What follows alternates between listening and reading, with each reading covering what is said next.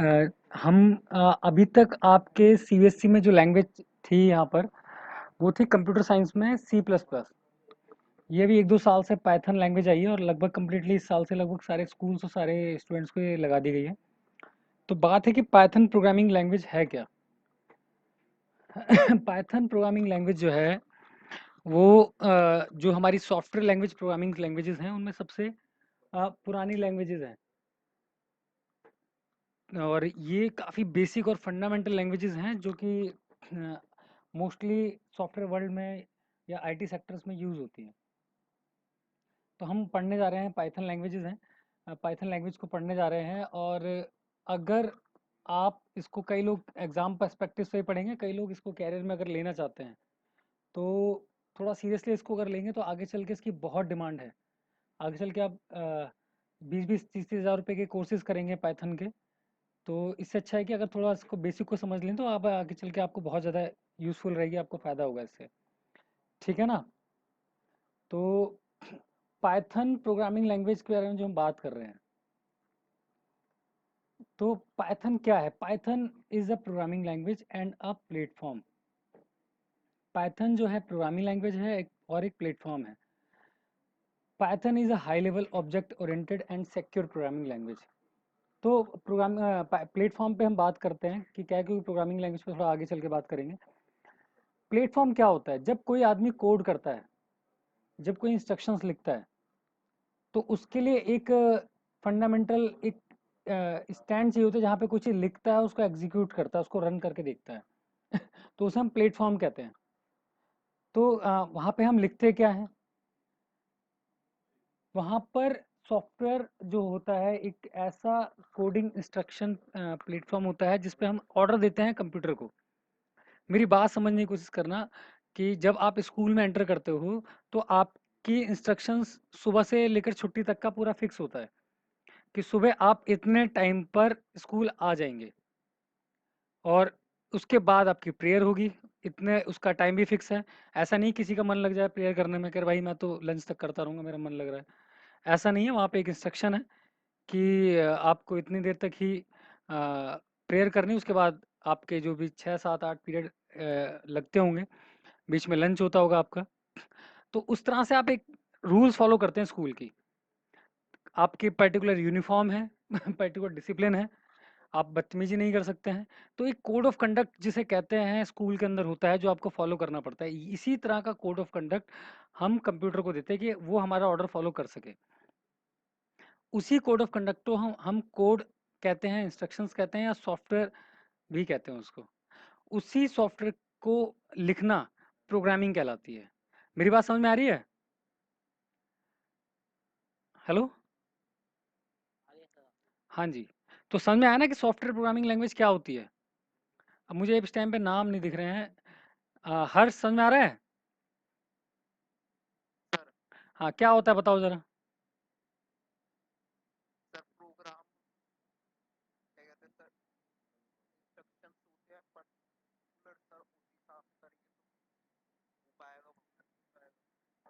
हाँ जी।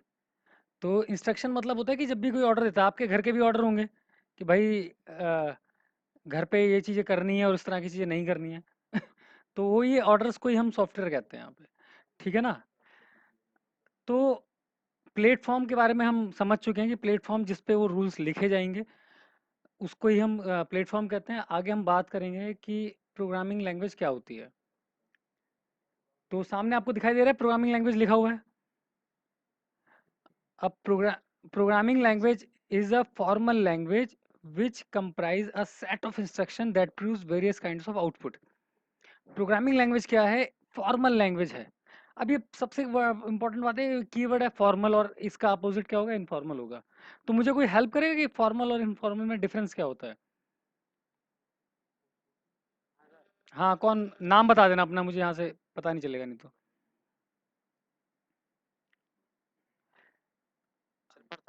हाँ, प्रथम। फॉर्मल और इनफॉर्मल में क्या डिफरेंस होता है प्रथम।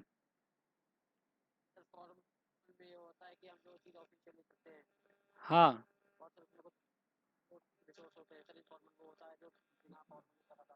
हाँ हाँ, मतलब ये है कि जैसे आपके घर के रूल्स होंगे वो कहीं कहीं किताब में लिख के रखे हुए हैं क्या, दादा परदादा के टाइम से भाई ऐसा ऐसा होगा? हैं? कहीं लिखे हुए नहीं है, लेकिन उससे आप फॉलो होते हैं नहीं होते हैं? होते हैं जी। तो वो क्या होगा, इनफॉर्मल तरीका हो गया एक। ठीक है ना? हाँ, लेकिन किसी ने कह दिया कि नहीं भाई हम तो अपने घर के रूल्स जो हैं अब खानदानी लिख के जाएंगे, ताकि हमारे जो बच्चे और बच्चों के बच्चे आए वो उसको पढ़ के उसको फॉलो कर सकें। तो वो क्या हो जाएगा, फॉर्मल हो जाएगा। हमारे देश का कॉन्स्टिट्यूशन जो है, संविधान है, वो इनफॉर्मल है फॉर्मल है? फॉर्मल है जी। समझ में आया ना? तो programming language is a formal language. इसका मतलब ये रिटर्न में लिखी जाती है, ये बातों में नहीं चलती कि भाई ऐसा कर दियो, अब नहीं करा तो भाई क्या कर लेंगे। तो यहाँ पे लिखा जाता है और लिखित एक एक एग्जीक्यूट होती है, एक एक लाइन जैसा लिखा जाता है वैसी ही एग्जीक्यूट होती है। इसे हम कहते हैं formal. Which comprises a set of instruction, जिसके अंदर क्या होता है भाई, बहुत सारे सेट ऑफ इंस्ट्रक्शन होते हैं। जितना बड़ा सॉफ्टवेयर होता है उसमें लाखों करोड़ों इंस्ट्रक्शंस आ जाती हैं, सॉफ्टवेयर की लाइंस आ जाती हैं। वो एक एक लाइन को हम एक एक इंस्ट्रक्शन कहते हैं। एक एक ऑर्डर होता है ना कि भाई सुबह इतने टाइम स्कूल आ जाना है, उसके बाद इतने टाइम से इतने टाइम तक प्रेयर होगी, उसके बाद प्रेयर में कोई कहे कि भाई मैं तो फिल्मों के गाने गाऊंगा, तो ऐसा नहीं है। तो इस तरह से एक के बाद एक लाइन जो होती है वही होती है set of instruction that produce a various kinds of output, जिससे कि कुछ ना कुछ आउटपुट निकलना चाहिए। अब वो गलत होगा सही हुआ तो अलग है, लेकिन आउटपुट निकलना चाहिए, तभी हम उसे प्रोग्रामिंग लैंग्वेज या कोई सॉफ्टवेयर मानेंगे। हाँ, उसमें गलत निकलेगा तो हम कहेंगे उसमें बग आ गया या ये वायरस बन गया है। अगर उसमें सही रिजल्ट निकलेगा तो हम कहेंगे हाँ भाई हमारा सॉफ्टवेयर काम कर रहा है, सही रिजल्ट दे रहा है। मेरी बात समझ में आई? हाँ जी। हाँ, तो मेरा कहने का मतलब इतना ही है कि इंस्ट्रक्शंस की एक लिस्ट बनाना ताकि कोई चीज़ फॉलो हो सके, उसी को हम कहते हैं प्रोग्रामिंग लैंग्वेज। तो दूसरी बात आती है भाई हाई लेवल प्रोग्रामिंग लैंग्वेज क्या होती है। A high level programming language is a programming language with strong abstraction from the details of the computer. अब सब इसके बीच में एक वर्ड आ रहा है abstraction, और इसके आगे लगा हुआ है strong। पहले तो abstraction समझ लेते हैं। कोई मुझे हेल्प करेगा कि abstraction की मीनिंग क्या होती है? abstraction का मतलब बता सकते हो क्या होता है abstraction का मतलब? अच्छा भाई, कोई बताएगा? इतनी देर में तो गूगल कर लिया होता किसी ना किसी ने, आजकल तो सामने तो है नहीं हम। हाँ बताओ फिर। abstraction का मतलब क्या होता है फॉर्मल वे में?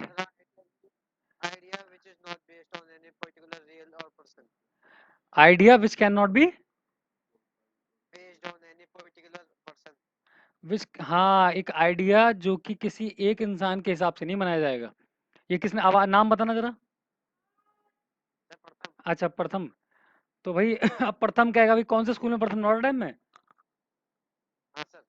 अब प्रथम कहेगा भाई मैं तो स्कूल अपने टाइम पे आऊंगा, अपने रूल्स बदल लो, मुझे नहीं मतलब आप कितने बजे का स्कूल है। हाँ 8 बजे का है, कि भाई मेरी नींद ही 8:30 खुलती है, मैं क्या करूँ? तो स्कूल का टाइम बदल जाएगा क्या?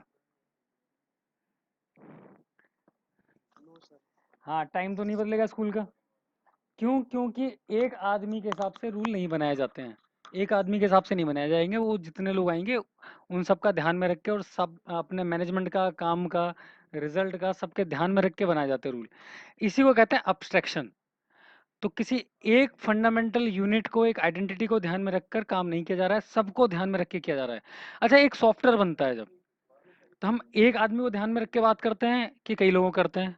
हम कई लोगों का ध्यान रखते हैं। एटीएम मशीन में एक सॉफ्टवेयर काम कर रहा है, तो वो सबके लिए काम कर रहा है ना, कि एक आदमी के हिसाब से अलग है, दूसरे हिसाब से अलग है। मेरी बात समझ रहे हो ना?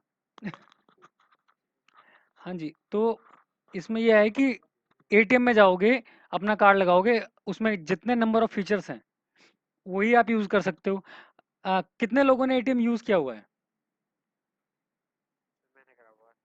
प्रथम ने। अच्छा जी।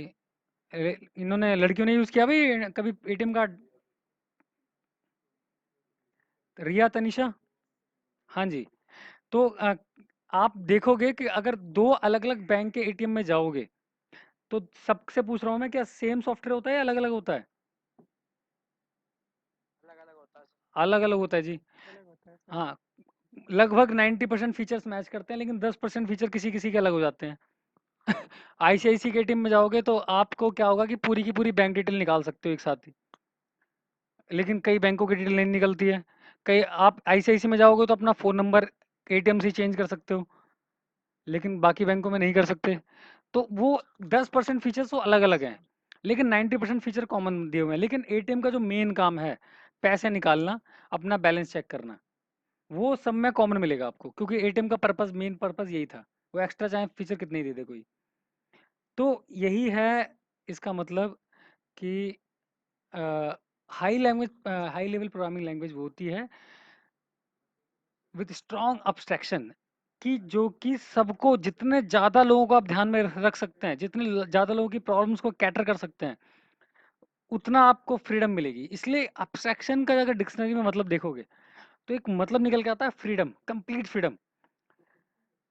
और स्ट्रॉन्ग लिखा हुआ है तो बहुत ज़्यादा यहाँ पे मतलब आपको आज़ादी दी गई है। तो आज़ादी कब मिलती है? जब आप ज़्यादा से ज़्यादा लोगों को सोच के काम करते हैं, तो रूल्स बढ़ते चले जाते हैं, ज़्यादा से ज़्यादा उसमें फ्रीडम मिलने लग जाती है।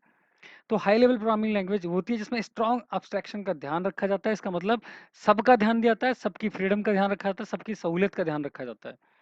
वही होगी हाई लेवल। जितनी ज़्यादा हाई लेवल लैंग्वेज होगी, वो उतने ज़्यादा लोगों के लिए काम कर सकती होगी। तो मेरे ख्याल से ये बात क्लियर है कि हाई लेवल प्रोग्रामिंग लैंग्वेज क्या होती है। Yes sir. ठीक है जी, आगे बढ़ूँ मैं। ये पीपीटी मैं सबसे शेयर भी कर लूँगा व्हाट्सएप पे, ठीक है? तो आप लोग रिटर्न में भी इसे बाद में लिख सकते हैं, कोई टेंशन नहीं है, अपने पास रख सकते हैं। तो इसमें हमने ऊपर जब पढ़ा था कि भाई Python is a programming language हम समझ चुके हैं। और ये एक प्लेटफॉर्म है, प्लेटफॉर्म पे बात कर चुके हैं। Python is a high level, वो भी बात हो चुकी है। Python is a object oriented programming and secure. तो अब हम बात करते हैं ऑब्जेक्ट ओरिएंटेड क्या होता है। किसी ने कभी सुना है ऑब्जेक्ट ओरिएंटेड क्या चीज होती है? नहीं सुना भाई, नहीं सर। नहीं सुना जी। तो नहीं, हाँ सर। जो 12th वाले हैं उन्होंने तो 11th में थोड़ा बहुत पढ़ा होगा ऑब्जेक्ट ओरिएंटेड क्या होती है। कौन कौन है 12th का? ये तो थ्योरी का पार्ट है। ऑब्जेक्ट ओरिएंटेड से पहले एक प्रोग्रामिंग आती है जो कि जिसे हम कहते हैं स्ट्रक्चरल प्रोग्रामिंग। क्योंकि स्ट्रक्चरल समझोगे तो ऑब्जेक्ट ओरिएंटेड समझ में आ जाएगा। समझना मेरी बात को।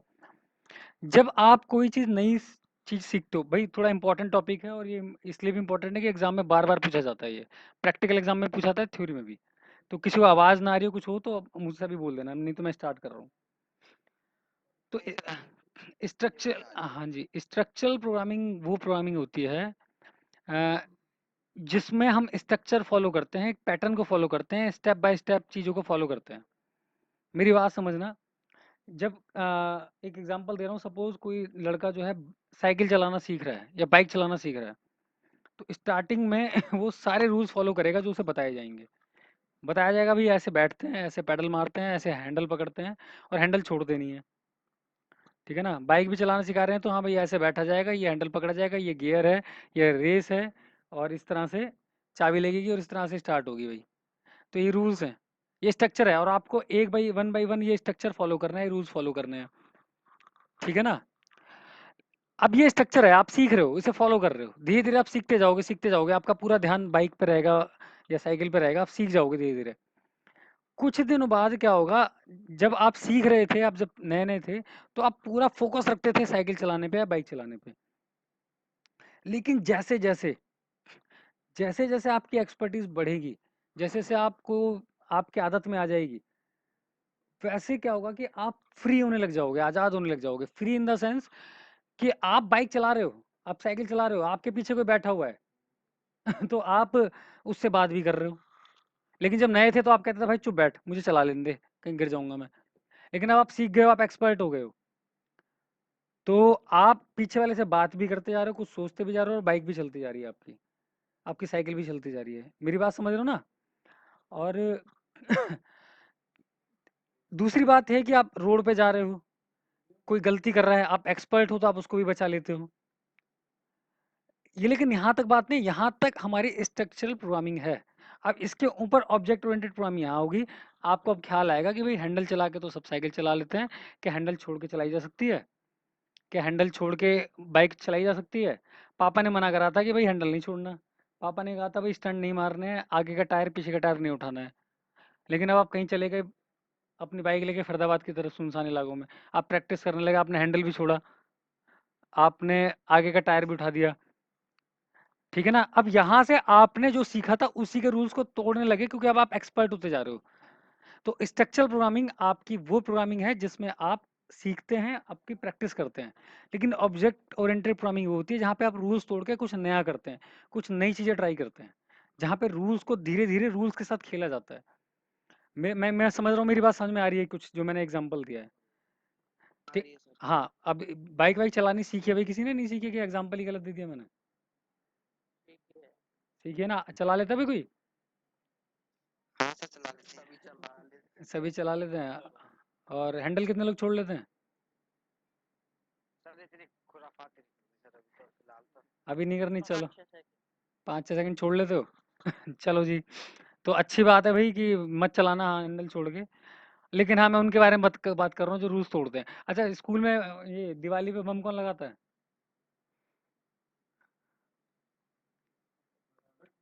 हेलो? अरे टॉयलेट में कोई लगाता है वो बम? क्या सर? अरे दिवाली जब आती है तो बम और पटाखे ले जाते हैं school.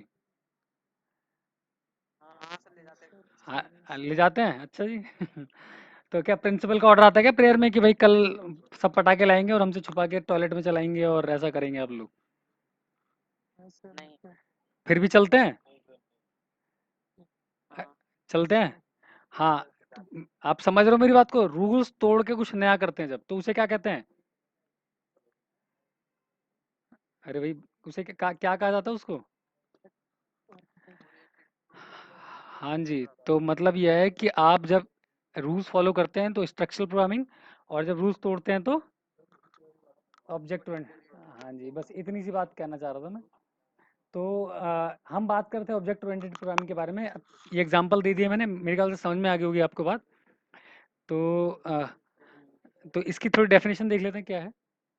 It is a programming paradigm based on the concept of object which can contain data in the form of fields and code in the form of procedures। अब मेरी बात समझना क्या होता है। It is a programming paradigm.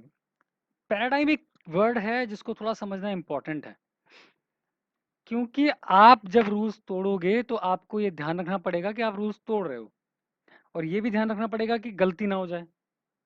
कि आप भगत सिंह तो हो नहीं कि भाई बम फेंक के चाहोगे कि आपको अंग्रेज अरेस्ट कर लें। आप तो ये चाहोगे ना कि बम लगा के बच जाओ। तो आपको वो बेसिक्स ध्यान रखने पड़ेंगे, वो चीज़ें ध्यान रखनी पड़ेंगी। अगर आप हैंडल छोड़ रहे हो बाइक का, तो आपको ये ध्यान रखना पड़ेगा कि ग्रेविटी के अकॉर्डिंग आपकी बाइक बैलेंस रहनी चाहिए। अगर आप टायर उठा रहे हो तो आपको ध्यान रखना पड़ेगा कि ग्रेविटी जो है वो आपको डिसबैलेंस कर सकती है। आपकी बाइक की जो स्पीड है, जो चलने का तरीका है, वो आपको डिसबैलेंस कर सकता है। जिस रोड पे आप चल रहे हो, वो रोड में अगर ज़्यादा गड्ढे हैं या फिर ज़्यादा कंकड़ पत्थर हैं तो आप गिर सकते हो। तो ये बेसिक छोटी छोटी चीज़ें होती हैं, इनको हम कहते हैं पैराडाइम। मेरी बात समझ रहे हो आप लोग? हाँ जी। भाई इसलिए एग्जाम्पल दे रहा हूँ कि ये थोड़ा कॉन्सेप्ट ऐसा ना कि आप लोग अब नई दुनिया में आ रहे हो, सॉफ्टवेयर की दुनिया में आ रहे हो, ये सब चीज़ नहीं है। तो इसलिए ऐसे एग्जाम्पल देने पड़ रहे हैं, मेरी बात समझना। और जिन्होंने बाइक नहीं चलाई है, जिन्होंने बम नहीं लगाए हैं, तो उनको ये पता होगा कि भाई कई बार घर वाले कहीं बाहर जा रहे होते हैं और आपको पता होता है आज पूरे दिन घर पे अकेले रहना है। तो आप ये तो नहीं कहते हो कि आज मैं पूरा दिन हनुमान चालीसा पढ़ूंगा या फिर रामायण पढ़ूंगा, आप ये सोचते हो कि कुछ शैतानी वाला काम किया जाए, क्योंकि आप अब घर के रूल्स तोड़ रहे हो। अभी तक पापा मम्मी थे तो आप रूल्स फॉलो कर रहे थे, तो अब आप रूल्स तोड़ने की सोच रहे हो कि भाई मम्मी ने मना कर रखा था घर में अंडा नहीं बनेगा, तो मैं जाके अंडा ले आता हूँ, अंडा बना के सफाई सफाई करके रख दूंगा, पता नहीं चलेगा। तो ये भी रूल्स हैं, तो ये भी तोड़े जाते हैं। भाई मैं सिखा नहीं रहा हूँ कहीं तुम सोचो कि कल घर पे जाके करो कि भैया ने कहा था कि ऐसे ऐसे करना चाहिए। मैं बता रहा हूँ सॉफ्टवेयर में रूल्स फॉलो भी किए जाते हैं, रूल्स तोड़े भी जाते हैं, बाकी दुनिया का नहीं पता। तो ये पैराडाइम का मतलब इतना होता है कि जब आप रूल्स तोड़ते हैं तो भी आपको कुछ बेसिक्स का ध्यान रखना पड़ता है। मेरी बात समझ रहे हो? जी सर। हाँ। अभी कौन कह रहा था कि भाई हैंडल छोड़ा था मैंने बाइक का 5 सेकंड के लिए? सर दोबारा। हाँ, गौरांग। अरे चलाई हैंडल छोड़ के बाइक? हाँ। हाँ, तो क्या करते हो? बैलेंस बना के रखते हो या फिर ऐसे ही बैलेंस का ध्यान नहीं रखते बाइक का कि गिर जाए तो गिर जाए, क्या पता रही है? बैलेंस बना के रखते हैं। हाँ, बैलेंस बनाना पड़ता है भाई, क्योंकि अगर बैलेंस नहीं बनाओगे, ग्रेविटी को तो फॉलो करना ही पड़ेगा, आप चाहे रूल्स तोड़ोगे। तो रूल्स तोड़ने में भी एक बात आती है कि आपको कोई ना कोई रूल्स फॉलो करना पड़ रहा है, ठीक है ना? आप ऐसा नहीं है कि घर में अंडा बना रहे हो, मम्मी ने मना कर रखा तो अंडे के छिलके वहीं छोड़ दोगे। तो आपको पता है ये साफ सूफ करके रखने होंगे। आप टॉयलेट में बम लगा रहे हो स्कूल के, तो आपको ध्यान रखना है कि आप इस तरह से लगाओ कि आप पकड़े ना जाओ। तो इसलिए बत्ती आगे से, अभी आप लोग ज़्यादा मुझे गाइड करोगे, कैसे बम लगाते हैं भाई जब चोरी छुपे लगाया जाता है तो? तो बत्ती छील के हाँ जी। और टॉयलेट वाले सीट पर रख कर जला दो। हाँ, जला दो जी, ताकि धीमे धीमे जले, तब तक हम कहीं और, हम तो लाइब्रेरी में घुस जाएंगे जब तक हैं। हम कहेंगे हमें क्या पता भाई, तो हम किसने लगाई है ये। तो मेरा कॉन्सेप्ट समझ में आ रहा है ना मैं क्या कहना चाह रहा हूँ? हाँ सर, हाँ, मतलब रूल तो तोड़ रहे होते हो, लेकिन कुछ ना कुछ आपको फॉलो करने पड़ते हैं। अगर स्कूल में कैमरे लगे हैं तो कोई पागल ही होगा जो कैमरे के सामने बम लगा रहा होगा। मेरी बात समझ रहे हो ना? हट के लगाओगे या हाँ सर। कैमरे पे रुमाल डाल दोगे तब किसी की मार लगाओगे। यही करते हो ना? तो यही है पैराडाइम। पैराडाइम मतलब वो बात जो आपको ध्यान रखनी पड़ती है। तो ये it is a programming paradigm based on, किस पे बेस्ड होता है? अब ध्यान से सुनना। Concept of object which can contain, ये बेस्ड करता है ऑब्जेक्ट पे which can contain data in the form of fields, code and procedure. तो जो पैराडाइम मैंने कहा कि छोटी छोटी बातें हैं, छोटे छोटे प्रिंसिपल्स हैं, छोटे छोटे नियम हैं, जिनको आपको ध्यान रखना पड़ेगा क्योंकि आप दूसरे रूल तोड़ने जा रहे हो। तो पैराडाइम किस पे डिपेंड करेगा? ऑब्जेक्ट्स पे डिपेंड करेगा। अब ऑब्जेक्ट क्या होता है, मेरी बात समझना, तो आप अच्छे से बम लगा पाओगे, पकड़े कभी नहीं आओगे जिंदगी में। तो ऑब्जेक्ट क्या है? विच कैन कंटेन डाटा, पहली बात, जिसके अंदर डाटा होती है, दूसरी फील्ड्स होते हैं, तीसरा कोड होता है और चौथा प्रोसीजर होता है। अब डाटा क्या होता है? डाटा का मतलब होता है भाई आपके पास इंफॉर्मेशन क्या है, ठीक है ना? आप पता लगाओगे कि पीटीआई सर इसी जोन में घूम रहे हैं या फिर नीचे वाले फ्लोर पे हैं या उस दूसरे कैबिन में घूम रहे हैं। इस बात की इंफॉर्मेशन रखोगे कि नहीं रखोगे? अरे भाई आवाज आ रही है? Hmm. Yes sir, yes sir. हाँ भाई, जो लोग एक्सपर्ट हैं वो थोड़ा गाइड करना, मैं भी जानना चाह रहा हूँ। तो ये इन्फॉर्मेशन लेते हो कि वहीं जहाँ बम लगाने जा रहे हैं वहाँ पे कौन कौन टीचर घूम रहा है या कौन कौन है, या फिर कौन टीचर का चापलूस है, कहीं वही बता दे जाके भाई ये वाला बंदा है, इसने बम लगाया था। ये डाटा इकट्ठा करना पड़ता है। हाँ सर, हाँ, करना पड़ता सिचुएशन। सिचुएशन पे डिपेंड करता है भाई। In the form of fields. अब फील्ड क्या है? फील्ड मतलब किस जगह पे लगा रहे हो, कैसे लगा रहे हो। मेरी बात समझ रहे हो ना? भाई देखो, ये एग्जांपल जानबूझ के ले रहा हूँ ताकि दिमाग में आसानी से चली जाए बात। तो कहाँ पे लगाना है भाई? टॉयलेट में लगाना इसलिए होता है कि वहाँ पे थोड़ा सा आराम हो जाता है। अब प्रिंसिपल रूम में लगाया किसी ने बम?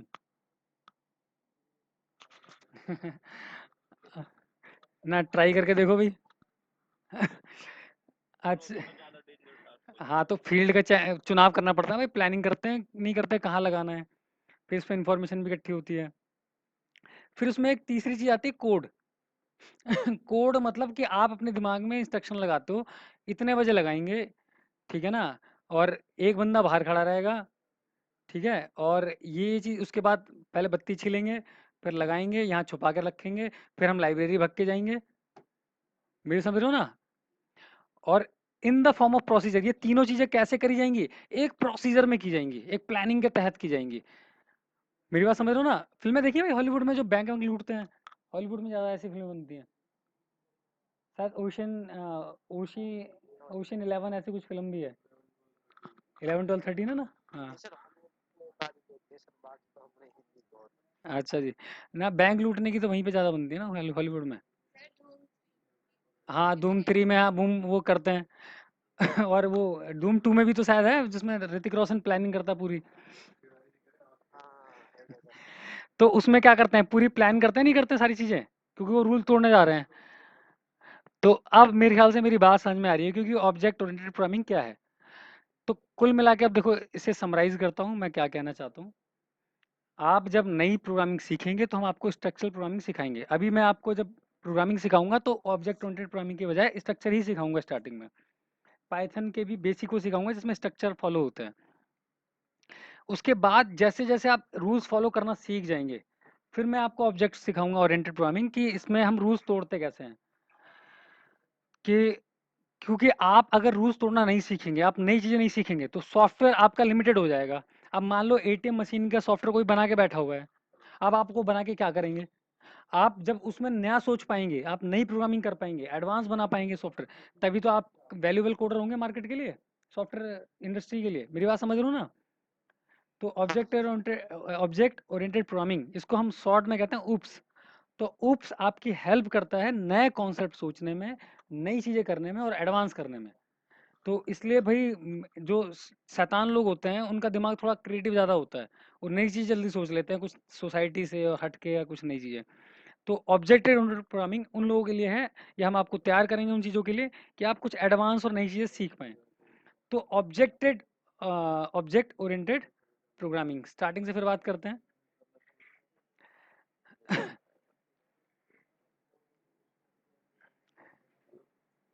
Python is a programming language, हम समझ चुके हैं प्रोग्रामिंग क्या होती है। प्लेटफॉर्म है, वो भी बात कर चुके हैं। हाई लेवल है, वो भी बात कर चुके हैं। ऑब्जेक्ट ओरिएंटेड क्या होती है, वो भी कर चुके हैं। तो थोड़ा सा मुझे ऑब्जेक्ट ओरिएंटेड के बारे में कोई एक दो लोग बता दो, ताकि मैं फिर सिक्योर बता सकूं, ताकि वो फिर आसान हो जाएगा सिक्योर को समझना। कौन कौन है भाई ग्रुप में? आदर्श, आदर्श कौन है? आदर्श